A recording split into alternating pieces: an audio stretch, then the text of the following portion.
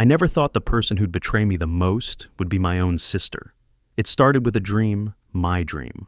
For years I scraped by, working late shifts, waiting tables, saving every tip and penny to open a little cafe in the heart of our town. Nothing fancy, just a cozy corner filled with the smell of fresh-baked pastries, rich espresso, and second chances. I named it Hazel Hearth, after my grandmother's kitchen.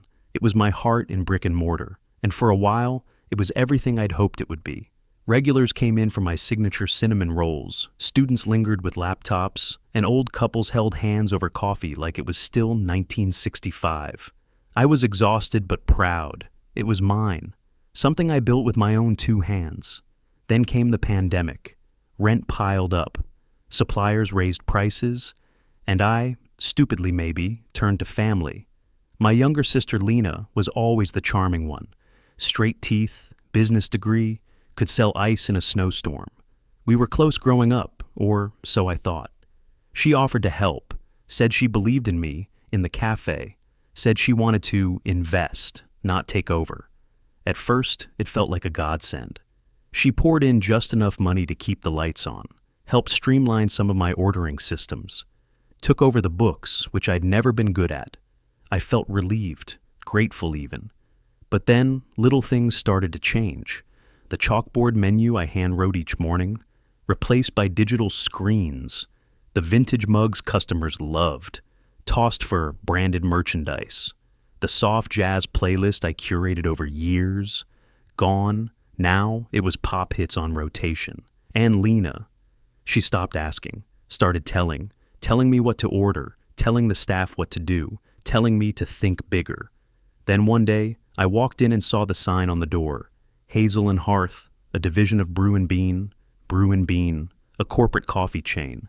I stood there, in shock. My name was still on the awning, but my soul had been ripped from the place. I stormed inside, demanded answers. Lena just looked at me, cool, composed, and said, "It's just business. You wouldn't have made it without me." That moment cracked something inside me. All I could do was stare at the espresso machine I bought secondhand, the counter I sanded myself, the floors I mopped every night for 3 years.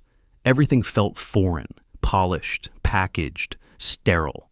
I left without saying another word. That night, I sat in my car until my coffee went cold in the cup holder. My hands trembled on the steering wheel. My throat burned from the tears I was too proud to cry. My own sister had taken over my cafe, and now I hear she's working at Brew and Bean Corporate, in their marketing department, like nothing ever happened. The days after I walked out of Hazel Hearth were a blur. I couldn't eat, couldn't sleep. I just kept replaying Lena's words over and over in my head. It's just business. I'd built that place from scratch.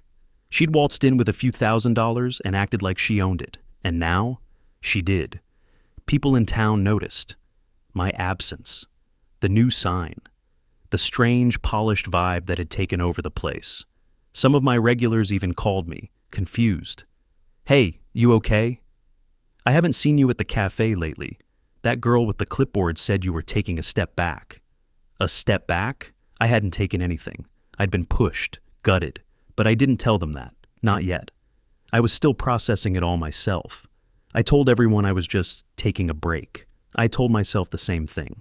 But deep down, I knew that wasn't true. Something didn't sit right. Lena hadn't just taken over the cafe, she'd erased me from it, piece by piece. I tried to move on, I really did. I started walking in the mornings, sat at the park, journaled, but every time I passed a Brew and Bean cup in someone's hand, I felt like screaming. Every time I saw my cafe, my home, through the window and watched strangers managing it like a McDonald's, my stomach twisted. Then one day, curiosity got the best of me. I parked across the street and just watched. It was like staring into a parallel universe. The counter staff all wore matching uniforms now, polo shirts with the Brew and Bean logo. The quirky bulletin board, where local kids used to pin up handmade flyers, gone.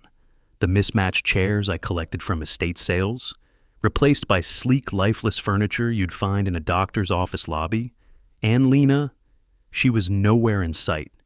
That puzzled me. I hadn't seen her around in days. Later that night, I checked the cafe's Instagram account. I hadn't logged into it in weeks. I figured she'd probably locked me out, but strangely, I still had access.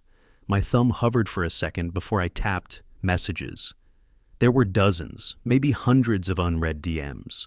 Customer complaints, questions about events I never approved, and promotions I didn't recognize. One caught my eye. "Hey, I thought this was supposed to be a local place. Why are you charging more than Brew and Bean now? And what's with the reward points app?" I froze. I clicked through the posts on the feed. The branding was almost identical to Brew and Bean's. Same graphics, same color scheme, even the same fonts. It was like Hazel Hearth had been cloned and rebranded overnight. I clicked the bio link. It led to a new website, hazelandhearth.brewandbean.com. That's when I knew. This wasn't just an investment. This wasn't Lena helping me keep my dream alive. This had been a takeover, a calculated step-by-step assimilation. And I had let it happen, one signature at a time. But still, there were pieces missing. Why had Lena done it this way? Why go behind my back? I started digging through my old emails, receipts, contracts, anything I could find.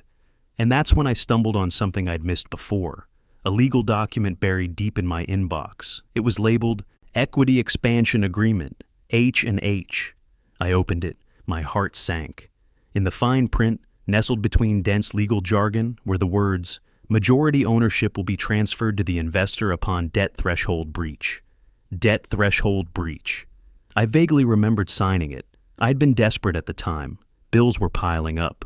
Lena had shown up like a lifeline. She said it was standard paperwork, just formalizing things for taxes. I hadn't read the whole thing. I'd trusted her, and she knew it. That night, I sat on my apartment floor surrounded by papers, my laptop, and a bottle of wine I hadn't meant to finish. I felt like a fool. Worse than that, like I didn't even recognize the face staring back at me from my reflection in the screen.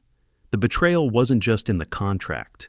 It was in every smile Lena gave me while plotting to take over what I loved. It was in every, "You've got this," she whispered, while setting me up to fail. And yet, something still didn't add up.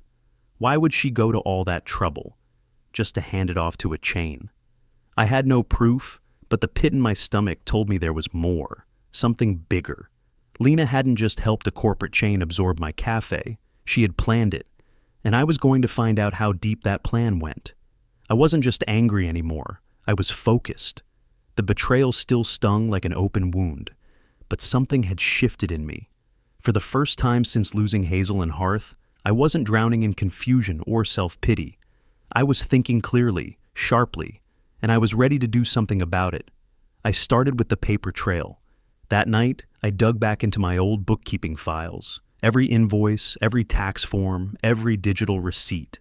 Lena had taken over the financials about 6 months before the takeover. She claimed she was streamlining things, and honestly, I was relieved at the time. But now I was staring at the data with fresh eyes.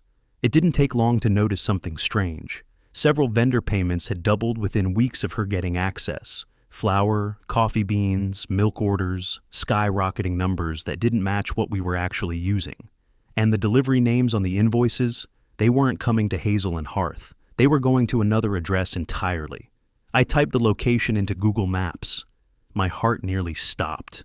It was the downtown headquarters of Brew and Bean's regional supply chain, less than 5 miles away. I sat back in my chair, bile rising in my throat.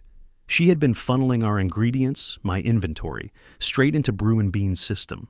I didn't have the full picture yet, but this wasn't just betrayal, it was theft.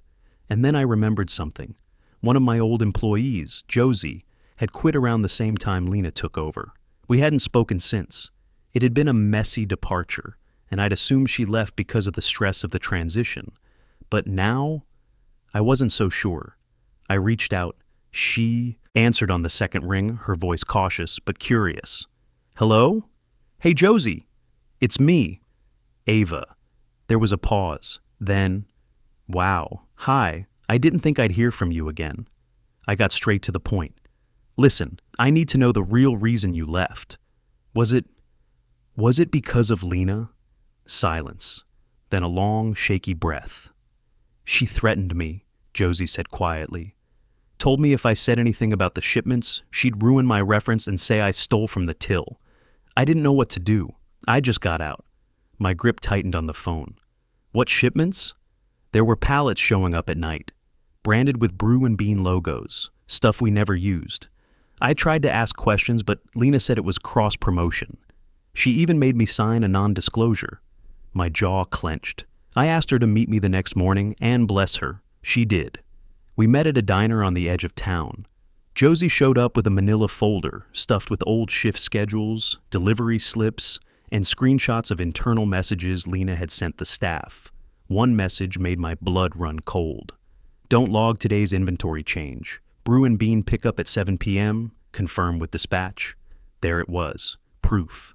Lena had been using my Café as a shell operation, a soft launch site for Brew and Bean to run their experimental products, test their systems, and slowly edge me out under the guise of helping.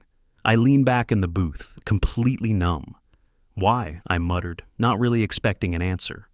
Why would she do this to me? Josie shrugged, eyes sad. Honestly, I think she wanted your dream more than you did. That night, I didn't sleep. I wrote. I compiled everything. Emails, contracts, vendor slips, Josie's screenshots. I backed it all up to 3 flash drives and a cloud folder. I wrote out a full timeline of events, dates, discrepancies, witnesses. I was done being the victim. Now, I was building a case. I reached out to a friend of mine from high school, Marcus, who had become a small business attorney. We hadn't talked in years, but the second I told him the basics, he said, "Come in tomorrow. Bring everything." The next morning, I walked into his office with a canvas tote full of files. He spent hours reviewing it all, shaking his head every 10 minutes. "This isn't just unethical," he said finally. "This is criminal. Wire fraud, contract misrepresentation, corporate espionage, if we're lucky." That last word lit a fire in me. Espionage. I wasn't crazy. I hadn't failed. I had been targeted. "She's working for Brew and Bean now," I said, voice like gravel. "I want to know if she was working for them before she took over my Café." Marcus nodded slowly. "We'll need more. But yeah, we can dig." We started quiet. Requests for internal Brew and Bean emails, surveillance footage from vendors. I messaged former staff members under the radar, offering to meet, listen, protect. The ones who replied told me everything I needed to know. Lena had been courting Brew and Bean for months before she ever wrote me that first check. She'd pitched Hazel Hearth as a local authenticity brand ripe for franchising. That was her exact phrase. She even had PowerPoint decks, full presentations. She didn't just betray me, she sold me, piece by piece, memory by memory, cup by cup. But she underestimated one thing. I wasn't just the heart of Hazel Hearth. I was its spine, and I was about to remind her exactly what that meant. It was a Wednesday morning when I walked into the Brew and Bean corporate office building, not as a broken ex-cafe owner, but as a woman holding the truth like a dagger. I had dressed with intention. Black blazer, clean slacks, no frills. My face was calm, unreadable. But inside, I was a storm. Lena had no idea what was coming. I'd scheduled a meeting under a fake name using one of Marcus's contacts. Claimed I was with a local sourcing company interested in strategic partnerships. It was enough to get me 10 minutes with Brew and Bean's regional operations director, and, crucially, a surprise visit to Lena's office. The receptionist buzzed us in. The floor was slick, sterile, corporate to the core. It smelled like disinfectant and overpriced espresso. I hated it already. As I walked in with Marcus beside me, briefcase in hand, I caught sight of her. Lena. She was in a glass-walled corner office, sitting pretty in a tailored cream blouse, sipping from a matte black mug with the Brew and Bean logo. She looked polished, professional, untouchable. Until she saw me. Her eyes froze on mine, just for a second. Long enough for panic to flicker in her expression. Then she stood. "Excuse me," she said to the man sitting across from her, grabbing her tablet and rushing to intercept us. She wore that same smile she'd used when she first invested in Hazel Hearth. Friendly, harmless. "Ava," she said, voice just a little too high. "What are you doing here?" I didn't respond. I looked to Marcus. He handed her a sealed envelope. Lena Marie Harris, you're being served.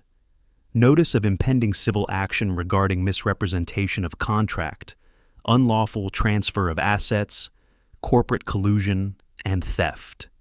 Her mouth opened, then closed. I stepped forward, eyes locked on hers. You used me, I said quietly. You stole from me, lied to me, sold my cafe like it was a pack of gum. Lena glanced around. Her voice dropped. Ava, not here. No, I said, louder this time. Here is perfect. I reached into my own folder and handed her a stack of documents, printouts of the vendor reroutes, the emails she sent to Brew and Bean before she ever offered to help, the DM screenshots, Josie's testimony, even a copy of the equity contract with her fraudulent clause circled in red. This is everything, I said. Every lie, every theft, every backdoor deal you made while smiling in my face. She backed up a step. You don't understand how business works. No, you don't understand how loyalty works. By now, the hallway had gone silent. Heads peeked out from offices. A few staff members had gathered near the reception, pretending to check their phones, but clearly listening. Good. I wanted witnesses.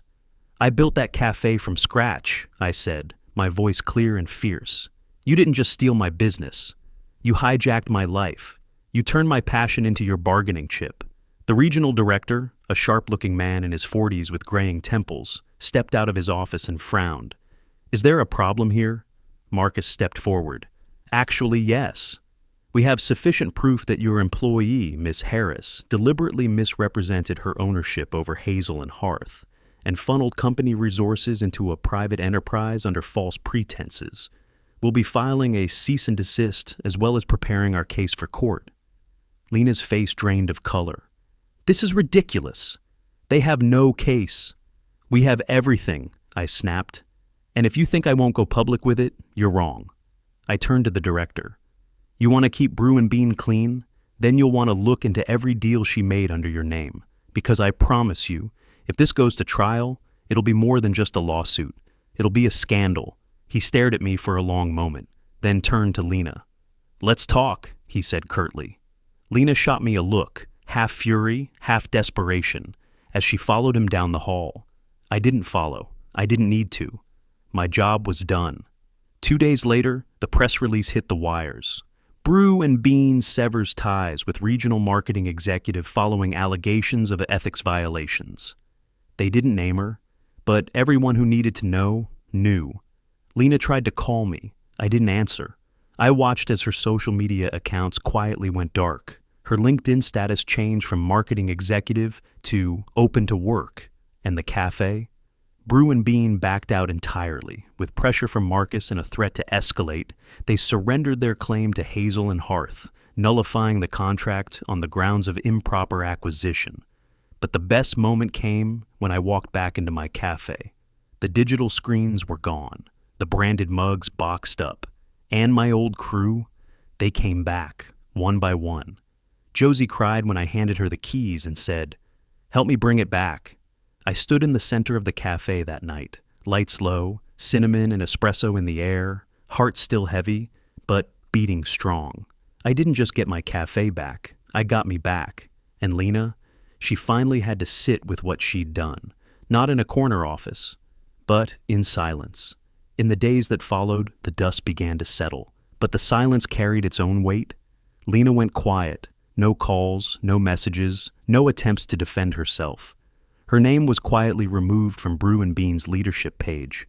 Word spread fast in the local business community. Whispers about what she did, the schemes, the lies. Her carefully curated image crumbled almost overnight. People who once praised her business savvy suddenly kept their distance. A few even reached out to me, former mentors of hers, mutual friends, trying to feel out the truth behind the headlines. I didn't gloat, I didn't rant. I simply sent them the documents, the receipts, and let the truth speak for itself. Meanwhile, my cafe became something of a symbol. Customers I hadn't seen in months returned. They brought friends, neighbors, even local press. Josie and the team worked double shifts just to keep up with the rush. We brought back the mismatched mugs, the jazz playlist, the handwritten chalkboard, And people noticed. They didn't just come for the coffee, they came because they wanted to support something real. Still, there were quiet moments when I felt the sting. When I remembered Sunday mornings laughing with Lena over coffee, back when we used to dream together. When I thought about how I would have shared everything with her if she had just been honest. We could have made Hazel and Hearth into something great, together. But she hadn't wanted part of it. She wanted all of it. That's what hurt the most, not the money, not the reputation, but knowing that my own sister looked at what I built and thought, I can take that. I'd be lying if I said the pain was gone.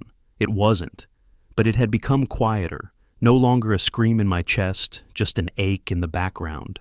One night, about a week after everything broke, I stayed late after closing.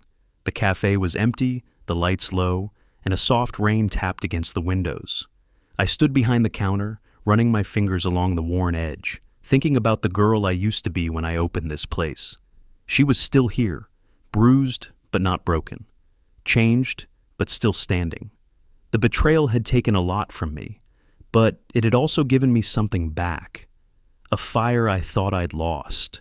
A reminder of who I was before the world tried to convince me I wasn't enough. I cleaned the last table myself that night, wiped it down, straightened the salt shaker, then I turned off the lights, locked the door, and walked into the night. The war was over, and I had won. 6 months later, Hazel and Hearth is alive again, and this time, so am I. The cafe isn't just back to where it was, it's better. We've added weekend poetry nights, local art showcases, and a pay-it-forward board that's become something of a community landmark. There's still the old warmth, sunlight through the bay windows, the hiss of steamed milk, the smell of cinnamon. But now, there's something else too. A sense of resilience woven into every inch of the place. People stop me all the time now, strangers even. They'll say things like, "We heard what you went through, and we're rooting for you." Or, "You're the reason I kept believing in small business." I never imagined my story would become more than just a cautionary tale. But somehow, it's become a symbol of something bigger, standing your ground, even when it's family on the other side of the line. As for Lena, I haven't seen her since that day at Brew and Bean. I heard through a friend that she moved to another state. Word is, she's trying to rebuild, maybe start a consultancy. I don't wish her failure, I really don't. I just hope one day she understands the difference between ambition and betrayal, between building something and taking it. I used to think closure meant making the other person see how badly they hurt you. Now I know it's about finding peace even if they never do. I've forgiven her in pieces, not because she asked, but because I refused to carry her choices like a weight on my back. That anger used to consume me. Every empty corner of my day was filled with why and how could she. But over time, that fire cooled, turned into fuel. Because of her betrayal, I learned how strong I really am. I became more than a barista, more than a dreamer. I became a businesswoman. I learned the language of contracts, the power of the fine print. I learned how to ask for help, how to fight back smart, how to protect what's mine without losing who I am. Now, I teach a monthly workshop for local women entrepreneurs. We meet in the cafe after hours, sipping tea under the string lights while I talk about inventory systems, licensing traps, and, yes, family boundaries. They laugh, they cry, they take notes. And every time I see one of them take a step closer to their own dream, I feel something click into place. This pain had a purpose. I thought losing Hazel and Hearth would break me. Instead, it rebuilt me. I don't look over my shoulder anymore. I don't worry that someone's coming to take what I've made, because now I know no one can steal what's in your soul, not even blood. And this cafe, it isn't just a business, it's a reflection of the woman I've become, strong, rooted, unshakable, and finally free. If there's one thing I've learned, it's this. Betrayal doesn't always come with warning signs. Sometimes it walks in smiling, calls you sis, and tells you it's here to help. And that's the part that cuts the deepest. Not just losing what you built, but realizing the person you trusted most saw your dream as a stepping stone. But here's what they don't tell you. Pain can be a compass. It points you back to the truth, to yourself. I used to believe that loyalty meant unconditional trust, that family meant forever, that if someone loved you, they'd never cross the line. But now I understand something much more complicated. and much more powerful. Real strength isn't just about holding on. It's about knowing when to let go. Letting go of illusions, of people who use love like leverage, of the belief that you have to sacrifice your peace just to keep others comfortable. Because the truth is, I didn't just survive losing my cafe, I reclaimed it. And I reclaimed me, the woman who once scrubbed dishes after midnight and dreamed of cinnamon-scented mornings. The woman who let her heart lead, even when others tried to use it against her. To anyone listening who's been blindsided, who's had something stolen by someone they trusted, know this: you are not weak for being hurt. You are not foolish for believing in someone. And you are absolutely not broken beyond repair. You are simply at the beginning of your comeback. And when that moment comes, when you rise, when you rebuild, when you walk back into the space that was taken from you with your head high and your heart intact, that's when you realize no one can take what you've earned. They might grab the keys, they might rewrite the signs, but they can never steal your spirit, because that's yours, forever. And one day, when the hurt fades and the dust clears, you'll look around and realize you weren't destroyed, you were reborn.